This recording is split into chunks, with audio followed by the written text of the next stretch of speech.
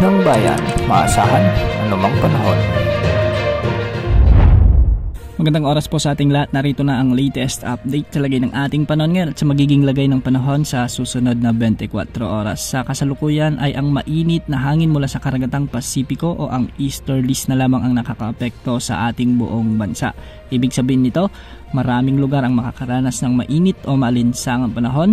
Ngunit sa may Eastern Samar Province kasama na ang Leyte ay makakaranas ang mga lugar na ito ng maulap na papawirin na may mga kalat-kalat na pagulan at thunderstorms.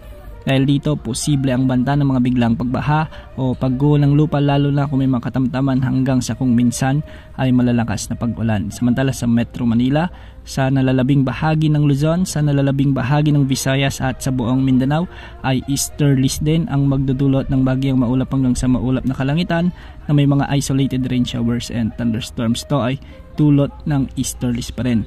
Posible rin ang banta ng flash floods o landslide lalo na kung may mga umiiral na severe thunderstorms. Sa northern at eastern section ng bansa, ang mga pag-alon naman sa mga karagatang ito ay posibleng umabot hanggang 2.8 meters, samantalang sa nalalabing baybayin ng bansa ay posibleng umabot ang mga pag-alon hanggang 1.2 meters. Mga kababayan, ramdam na natin ang patuloy na pagtaas ng temperatura sa ating bansa.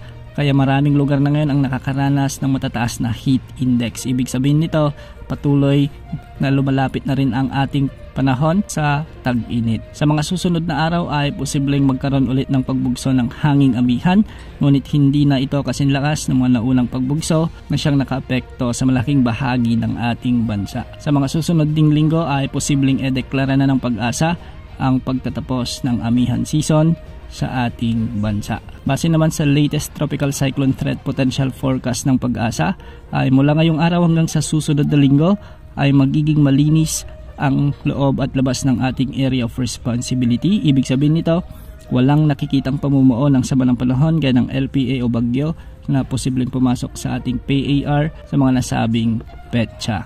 Bukas asahan pa rin ang pag-iral ng mainit na easterlies, kaya paghandaan muli ang matataas na heat index sa maraming lugar sa ating bansa. Yan ang update sa lagay ng panahon. Ito po ang weather update ng bayan, maasahan anumang panahon.